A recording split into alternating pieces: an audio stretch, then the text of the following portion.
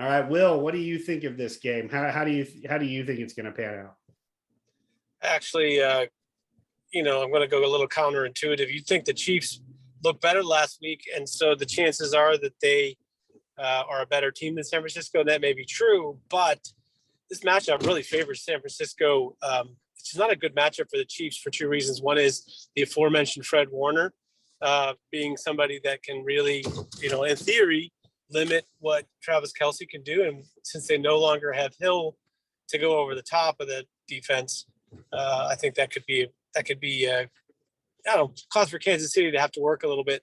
And on the flip side, the Chiefs defense definitely has some issues against the run, and San Francisco is a team that, and if you have any kind of weakness at all stopping the run, it feels like San Francisco is a team that is well equipped to take advantage of that. So I'm actually going to surprise myself, change my mind, and go with the 49ers at home against the Chiefs, and the sky will be falling in Kansas City. Right. And hello, guys, by the way. First time caller, long time listener. Oh, okay. Gotcha. All right. Well, let's move on to another game here. I think a game that's very intriguing this week is Indianapolis heads to Nashville to take on the Titans. Titans are in a 2.5-point favorite, and this game's right now they have the same record. This is a pivotal game for Indianapolis if they want to try to win the AFC South. So, Will, let's go ahead and get your opinion on this game. Tennessee's favored by 2.5 right now. This is at Indianapolis? No, sorry, it's at Tennessee. Good Lord, that's Tennessee. That's not your fault. I just didn't catch it right. I don't really believe in Indianapolis's ability to win multiple weeks in a row. So I just feel like there's so many question marks about that team for me. And maybe this will be the week they show something to me, because I don't necessarily think Tennessee is all that either. But I'll take Tennessee in a close game, division game. They know each other very well, but Tennessee, I think, maybe just has a little bit more. Yeah, it's worth noting that Tennessee's coming off a bye week too, so had an extra week to prepare. Corey, what do you think about this game? I was just about to bring up the bye week point. Derrick Henry had 200-yard games coming off in week 4 and 5, gets a bye week in week 6, and now gets to play Indianapolis at home. And he's notorious for terrorizing that whole division, especially the Jaguars, but he's done some things to the Colts over the past few years that shouldn't be talked about on this podcast. I think he's going to have his way. I think he's going to run all over them. Like Will said, I don't think Indianapolis is very good. So I think I'm going the Titans to cover. Titans to cover. Okay. Yes. But not win. Oh, no. Titans last. Yeah, you got it. I'm just joking. I honestly think this is more of a coin flip than people are giving credit for, Well, and maybe it's just because I live in Indianapolis. I've seen the Colts play here a little bit more recently. Just seems like they're kind of getting their traction a little bit on offense. They ended the Bernard Raymond experiment at left tackle very early in the game this past week against Jacksonville, and that paid off big dividends. Actually were able to run for more yards in this game than any game that Jonathan Taylor has played in at this point this year. And let's face it, Jacksonville's got a pretty nice defensive line. Josh Allen, first overall pick, Travon Walker, they were able to handle them to a degree. So, Tennessee's got a similar kind of deal that, they've got Bud Dupree and Jeffrey Simmons there. T.R. Tart's a nice player too. But I don't know. I just think the Colts are kind of rounding into form here. And their defense has always been solid at times this year. So I'm actually going to take the Colts. I actually think the Colts will cover and win this one. So I don't know. It just seems like Matt Ryan played more like the Matt Ryan we expected him to be this past week. So, and Alec Pierce emerging as a legitimate target is doing wonders for their offense. It's opening up the field way more than what they had going through the first week. So I'm going to take the Colts to cover and win there. Another very interesting game to me here is the New York Jets are headed to Denver, and the surprising Jets have won. They're 4-2, and this is to the delight of my friend Justice Gordon, who's going to let me hear it later this week. But the Jets have been playing some really good football recently. You know, kind of starting with our game. You know, they played well against us, played well against Miami. You know, and then managed to go into Green Bay and win last week, which I think was a big time shocker. So, Corey, I'll let you kickstart this one. How do you think this game is going to turn out? Denver's I don't favorite. even Denver's favorite. I don't like watching Denver that much, and I really like watching the Jets, but I think we're kind of at the point with Denver where they've just gotta, if they don't win this game, the season's done. Like I think that's where they're at, and I think that the Jets, they're a young team. They're due to drop one soon because they're good, they're talented, but this is still a super super young team. I think this is a game where Denver finally stands up, like does something to win a game, and I think they win by a field goal. I think it's going to be close, but I like the Jets as a team more. I think they're the better team right now, but I think Denver finds a way to win this game because it's kind of like a make or break point for them. Gotcha. Will, what do you think of this one?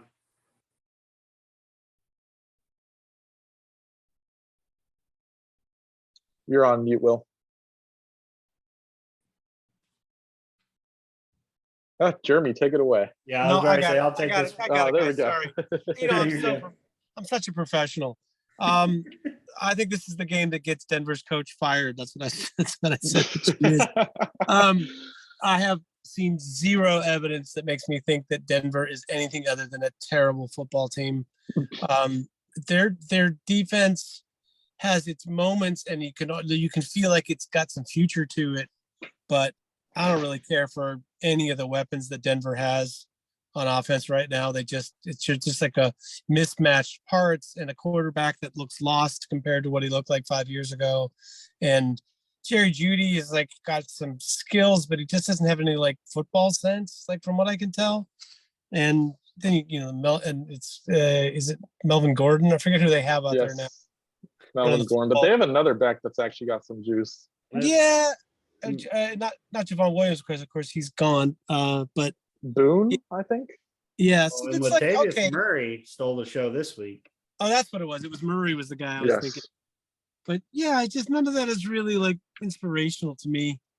And I think the Jets actually kind of got something cooking, and they're gonna hit some opponent in the stretch that really is too much for them because I do think that they're not quite in that top tier right now.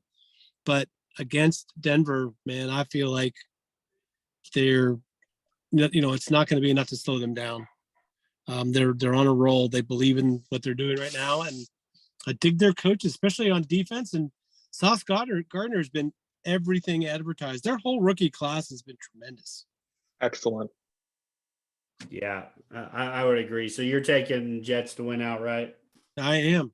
Yeah, I'm in the exact same boat. Like I said, my buddy Justice is going to give me crap because I've been prodding him for the last 2 or 3 weeks here, saying, "Oh, the Jets aren't that good," and then they've turned around and won, 3 straight ball games, starting with the Steelers. So he loves to rub that in my face. But I mean, I'm with you, Will. I mean, I think the most dangerous thing in football is confidence and momentum. Jets have both. All their young guys are playing well. I wouldn't be surprised to see the Jets put up, a 30 burger on Denver, even though I know their defense, is pretty good. I think coming into their game this week, they were like the third or like a top 5 defense overall or something. But it just doesn't feel like Denver has any clue what to do on offense. And it's frustrating because I feel like they've got pieces to make it work, but just I'm so freaking sick of watching the Denver freaking Broncos this year that I'm like, God, why can't we have flex scheduling to get teams off of prime time that no one wants to watch anymore? That's what I'm more pissed off about. I think they have 2 more. I know that's the thing. Yeah, that's the crazy part. It's like we're gonna have to watch these assholes play terrible football twice more. Well, I'll give you something positive to watch. You know how Troy Polamalu, if you guys remember, Corey, you're too young because were you even born in 2003? I'm not sure if you were around then. I was 1 year old, depending on the time of the year. Shit. I was half joking, but yeah, okay. Troy Polamalu in his rookie season was kind of like just a step late. He was lost. He was like going the wrong direction with everybody else. So it was like it took him a year to really kind of came back year 2 and was amazing. But yeah, that first year was a little bit sketchy. That's a little bit how I feel about Damari Mathis. You can see it because it's like he can look absolutely terrible and then turn around and make an amazing play. I feel like he's got the talent, and by the end of the year, he's going to play better than he is right now. But that would be one thing to watch when you get to see Denver is you'll visibly be able to see the growth of Damari Mathis as the year goes on because he's either going to get torched or make an amazing play. He was more on the torch end this past night. Well, he made the play of the game on defense. It's just he accompanied that with 3 or 4 pass interference penalties, of which, to be fair, at least 2 of those were pretty sketch. But I won't argue not a good that. night over. I won't argue that. But yeah, so it sounds like we all like the Jets here. Hard for me to say because I live here with having to deal with the Jet fans, but yes, I let's get to the Thursday night game this week. New Orleans visiting Arizona. Arizona just a 1.5 point favorite. Arizona's getting DeAndre Hopkins back this week to the pleasure of many fantasy football fans out there who took a chance on him in fantasy football drafts. Like I said, Arizona's favored by 1.5 right now. Corey, let's give you the go start here. What do you think? I'm not even sure what offensive weapons the Saints are rolling out this week because I don't think they're getting Thomas back. I don't think they're getting Olave back. They are getting Olave back. Well, they are getting Olave. Yep. Okay. Yep. I know they're still not getting Thomas, and I think they might not have Andy Dalton, is what I saw like right before we hopped on. So I feel like there's just too much going on there right now for me to comfortably put them over Arizona. Where's this game? Well, it's in Arizona. Yeah, I think knowing that too, I think I'm going to go Arizona. I don't think Arizona's that good, but they just lost Marquise Brown and got the ginormous Robbie Anderson contract as a present. I don't know why they made that trade. It's not like they're at the top of the NFC right now. That's what bad football teams do. Desperation. Yeah. Trade a first-round pick for Minka Fitzpatrick? Is that what you mean? Yeah, the difference is we got an all-pro there. Yeah. Uh-huh. Will, what do you think about this one? Yeah, Arizona.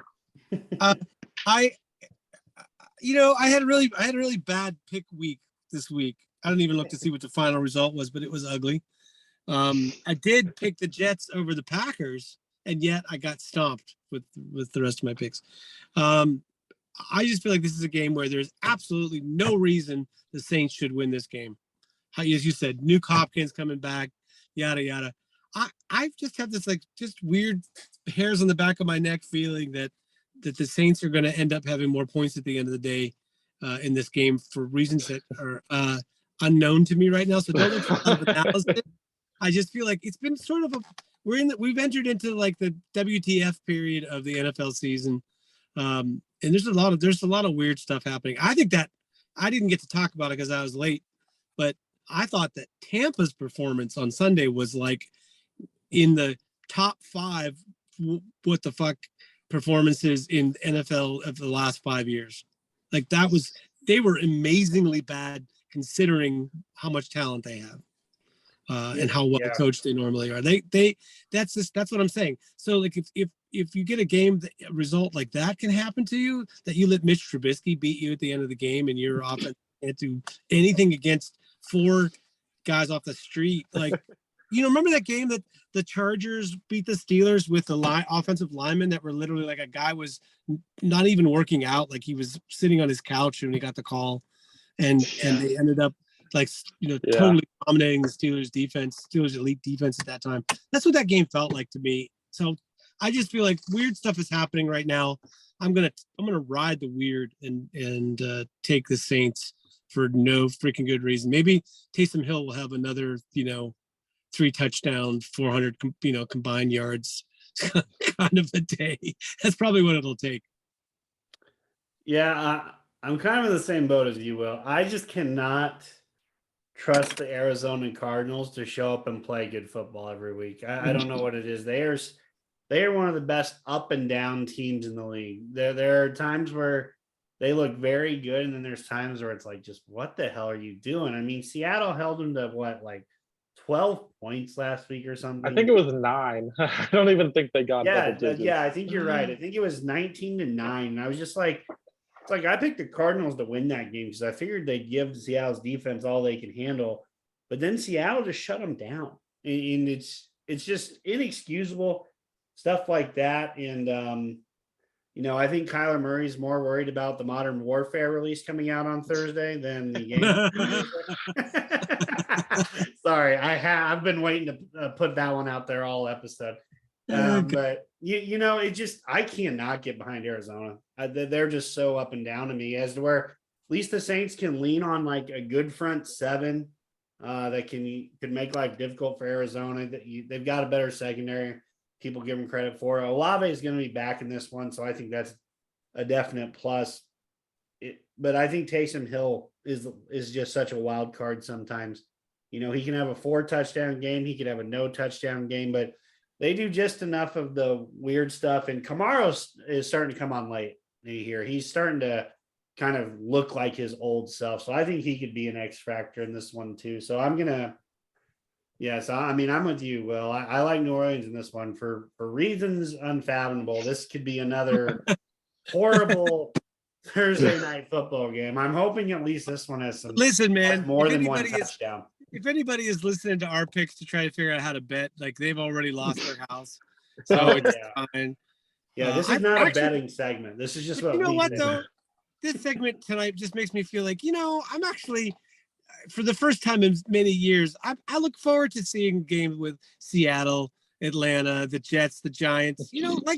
Like they for years have been so bad that it's kind of cool to see them come out from underneath that and turn into something at least interesting for a quarter of the season. But I know all the really where the season is going is Buffalo, Kansas City, but it's in the meantime we have something interesting. And if only Atlanta, if only those 4 teams could be on television more, which they're not. Nobody wanted to book them for TV, but they would be a little bit more interesting. Right.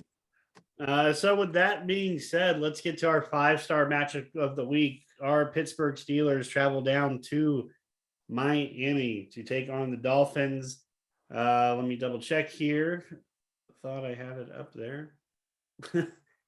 I'm looking for, there we go. Miami is favored by 7 right now. I feel like that's a little generous given how up and down they've been on offense. But Will, you get the first crack at this one. Let's get your take. Well, it's the concussion bowl, the return of Tua from his 2 concussions, and the return from Kenny Pickett, probably, who might not have actually been concussed, but went in the concussion protocol anyway.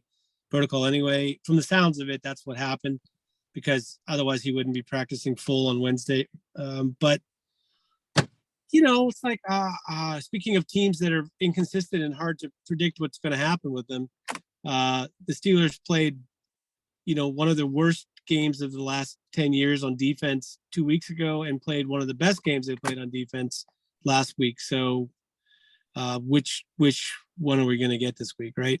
On paper, the Dolphins, if Tua is healthy enough to look like he did before the concussions, they're going to put up too many points for the Steelers to match. Even if everything goes great for the Steelers offense and Chase Claypool explodes, I still feel like there's not enough points for what the Dolphins would likely be able to do. But if the Steelers can get a lead like they did last week, and put some pressure on the Dolphins to be more one-dimensional. Maybe, they can, I don't know. I just feel like once again, I wasn't here to talk about it, but all the players that don't usually play, maybe for a week or so, that can really pull your team together and really make them feel tight, like in a good way, like they're tight with each other and they have one singular focus about how to get the job done. And maybe sprinkling back in the more regular people changes some of that chemistry a little bit. There were some really good things about last week's win. I don't know if it carries over to Miami just because they're not as dysfunctional as Tampa Bay, and they have a similar level of talent as Buffalo and Tampa Bay do. So I think this winning streak is a little short-lived, but yeah, it might not be 7 points. It might be closer than that. So let's make it 30-24 Miami. All right, Corey, get your prediction. So one thing I think actually, I did want to say, we should have Pat Fryermuth also coming back from a concussion. So that's a third one thrown in there. Oh, God. And he's the kind that, he's had multiple concussions already in 2 years. So yeah, I feel bad. I actually, before you make your pick, Corey, I should say it's no small thing, to have multiple concussions in a short period of time, because that's especially in the modern NFL, that can end your career, in a way that is totally unexpected. So let us hope that they get that sorted out and that, he's healthy enough to play and not re-injure himself, because I would hate to see somebody who shows some promise like these guys have, all three of these guys that we mentioned, but Tua and Frymouth especially, that's nothing to trifle. Mm-hmm. So I will say we don't have to deal with the famed Miami sideline heat advantage, because I'm not sure if you two saw the picture, but while the Dolphins were sitting in 80 degrees on their sideline, the Vikings were in 123 degrees from the direct sun for their field temperature. So the Steelers don't have to deal with that because it's a night game. But it'll be warm, but not like that. Wow. No, not 123 or whatever they had. I think one thing to point out is that this Dolphins offense hasn't been as good as I think advertised. They haven't scored over 20 points in a game aside from that Ravens game. Now they put up, I think, 48 or whatever it was, but that really boosted their offensive stats. They haven't been this dynamic offense that they've really been billed to be. I think we match up well offensively against them. I think it's going to be, I don't know. I think I might just be sipping the Kool-Aid of last week's win, but I think everyone in the Steelers building thinks that they can compete for the division. I think they still think they're in playoff hunt, even though we know this team's not that good. So I think we really play hard. I think we get the win. I think it's going to be really close. I think maybe a 1 or 2 point win, like a 21-20 or a 23-24 kind of win, where they might not be able to get in the end zone and we get up early, something like that. I think we win by extremely narrow margins, but I think it's definitely going to be close. Gotcha. Yeah, I'm kind of in the same boat. I think Pittsburgh could pull off a victory. They could. And I think it's because, there are so many guys that could be back this week here. I mean, just going through the injury report, Tomlin expects Cam Sutton, Levi Wallace, Akella Witherspoon, Mika Fitzpatrick, and Freiermuth to be able to practice all week and, most likely be available for Sunday. I'm not saying they will be, but there's, I think there's a good chance that all 5 of those guys are back. And I think that's a big deal. When you get those types of guys back, I know we're dealing with, Tomlin said if Kenny clears concussion protocol, that is who we are going to see. There's no, we're going to hold him out an extra week just to be super cautious there. It's funny, Will, that you brought up the fact that, it didn't exactly look like a concussion, because that's how I felt too. I was shocked when they took him off the field and they went immediately to the locker room to do a concussion protocol test. I was like, man, That's not really what that looked like to me, but I guess the whiplash could have been. But I mean, here's the thing. I don't know if you've ever had that happen where you hit your head and you fall and hit your head on the ground whenever you land. But even if it's not a concussion, it does not feel good. Sure. Like it'll definitely. It's happened to me a couple of times, and it's like it takes you a couple seconds to get to the point where you feel like, okay, I'm all right. So that's all it takes when you're the quarterback for somebody to be like, okay, you're coming over here and you're going to go through the protocol because, everybody saw it happen and so on. But yeah, I think it was probably a little bit more precautionary, which is fine. But I mean, the factor that you guys aren't necessarily talking about is Kenny Pickett goes back in. Kenny Pickett really hasn't done a whole lot as a starter. Both quarterbacks played a lot better as backups. So I just wonder if, yes, our offense matches up better, but I just wonder if it's, are we going to see an explosion of Kenny Pickett just because he's back in the game? Like, I don't know. Will, don't tempt Matt Canada with another college idea of potentially running a 2 quarterback system this Sunday, man. Like, come on. That's like almost giving him material to do that. But no, in all seriousness, you're right. I mean, neither quarterback has looked great when they've started. They've looked better coming off the bench. But I just kind of like the Steelers' chances if we get all of those aforementioned players back. And one reason I think Pittsburgh might have an upper hand here, and we did not mention this in the previous portion of the show, and I was glad that no one brought it up because I wanted it to save it for this segment here. Brian Flores is going back to Miami for the first time. He knows that team very well.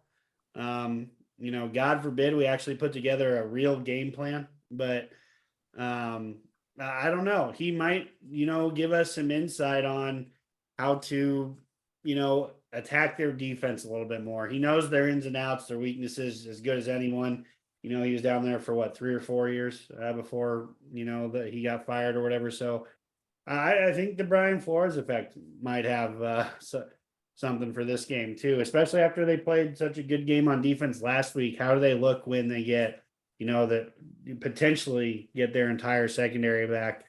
So I actually like Pittsburgh to win this one by 3. I think it'll be a close game. I think it'll be like 27-24, very close, played to the chest type of game. The one thing you worry about is Miami getting off explosive plays. If they do that, I don't think we can win. But I think with our starters back and Minka being back, I think we limit those, and I think we pull out a narrow victory down in Miami just to give this fan base some more fuel to the fire that, we might actually go win some more games than just a handful this year. So, so I will take Pittsburgh to win and cover with that. So that wraps up our pick segment. Hopefully we go down to Miami, get another elusive win. It just feels like wins are going to come very sparingly this year, even after a week where we, find a way to beat a good team like Tampa Bay.